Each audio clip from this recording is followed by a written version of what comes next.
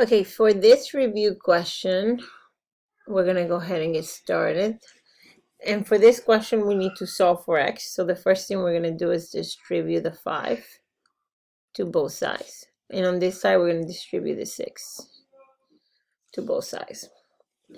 This gives me 25x minus 5 equals 36x minus 6. We're solving for x, so we're going to go ahead and move the 36 to the left side.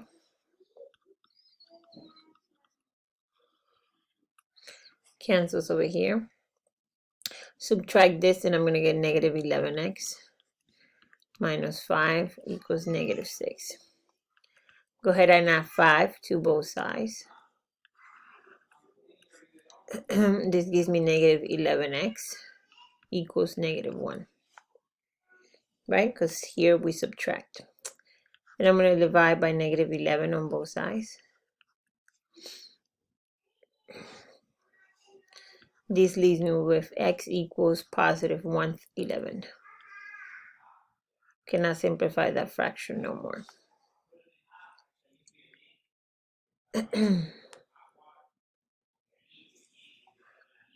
Okay, let's see question number 2. In here we need to solve for x. So we're going to go ahead and get started with adding the 7 to both sides. 4 over 5x equals 15. We're going to go ahead and cross multiply. Cross multiply. Okay. It's easier. 4x times 1 is just 4x. 5 times 15, what is that? I do not know, nor I want to do it. 75. Easy, easy, easy, easy, easy. Then we divide by 4. X equals 75 over 4. Now, here, if you needed to put it as a mixed number, okay, let's see. If you needed to put it as a mixed number, 4 goes into 75 18 times, remainder 3, and a 4 on the bottom. You could also get that, but I don't think wants it as a mixed number. And then how we got here, if you remember, it's 4 into 70. Oops. 4 into 75 goes in once. 1 times that is 4. Subtract that, you get 3. Bring this one here. 35. 4 into 35 gives you 8. 8 times that, 32. Oops, no space. Subtract that, you get 3. And that's where you get the mixed number part. But I believe the 75 over 4 will be sufficient answer. Okay, for this question, it says at a restaurant, the bill comes to $440. That is a humongous bill. What restaurant was that? Okay, so that's an expensive bill. There's probably a sign here. Positive. I missed that. You decide to leave a 13% tip. What is the total amount you will owe for the dinner and the tip? Well, the first thing we need to do is convert the 13% to decimal. So that becomes 0.13. You move the decimal twice to the left, or you divide by 100. Your choice. So this is step 1. Step 2, we're going to find the tip. So we're going to multiply 0.13 times 440. I think it was supposed to be 44.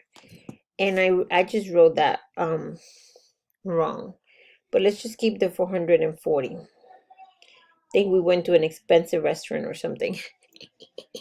You know? Okay. So when you multiply that, you get 57.2. Okay, step 3, they want total amount for the dinner and the tip. So now you have to add the cost of the dinner plus the cost of the tip. Okay.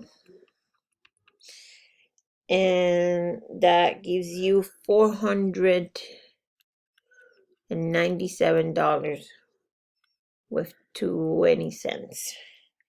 That's a very expensive dinner for me, I think, but good. Keep losing my little pen. Okay. So that will be your answer for that. The total amount for the dinner and the tip. Okay, so we're going to go ahead and do a translation. We're going to give it a statement and we're going to translate it into an equation in order to find the number. So it says 4 times the sum of 8 and a number is 23. This is the number 4. Times is multiplication. Sum is addition. 8 is the number A. A number, we're going to go ahead and use X. So you are multiplying 4 times the addition of A and X, and that will equal negative 23. Now, you notice how it says 4 times the sum? The 4 has to multiply both the A and the X. And that is why we put it inside the parentheses in order to do a distribution now. Okay, so then this gives you 32 plus 4x equals negative 23. We minus the 32 to both sides. 4x equals negative 5 and 5, negative 55. Right? Then we divide by 4. So we're left with x equals negative 55 over 4. And then again, you want to check always the directions because sometimes it could ask you to put the answer as a mixed number. And sometimes an improper fraction is a sufficient answer. Very rarely you're going to be asked to put it as a decimal. But if you are, just make sure you just divide and round to whatever they're asking you to do. Okay. For this question, it says, an antique has a price tag of $141. The sales tax rate for the county is 9.1%. How much sales how much sales tax will be due? So the first thing that we need to do is convert the 9.1% to a decimal. Okay, and I know you're like, well, but it's already a decimal, but this is a percentage. So you can go ahead and say 9.1 divided by 100, or you can move the decimal twice, and that leaves you with 0.091. Step 2 is to simply multiply the decimal times the cost, and that gives you, let's see, 0.091 times 141, $20 with 83. If it tells you to round to the nearest cent, 12 point, let me move my camera, 12.83, because the 1 does not change the 3. If you have to round, you need to pay attention to the directions, always. Okay. A retiree invests $8,000 in a savings plan that pays 6% per year. What will be the account balance be at the end of the first year? This is a simple interest example, which we're going to use the formula I equals PRT. We need to know some information about each single variable. Let's figure out. A retiree invests $8,000. This is the principal amount, the investment at the beginning. Okay, 6%, this is the rate, but we need to convert it to a decimal, so that's going to become 0.06. What would be the balance at the end of the first year? So that's 1 year. So we do not have I. Okay, we do not have I. This is what we don't have. So we first need to find how much interest is earned at the end of the first year, and then we have to add it to the amount invested, because they want to know the balance in the account. They don't want to know just how much interest was earned. They want to know the final balance in the account. Okay, so the first step to find I. Okay, so we know everything else.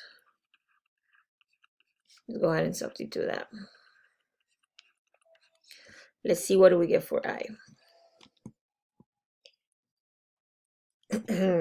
8,000 times 0.06 times 1, $480. Step 2, add the interest plus the principal. Okay, so that is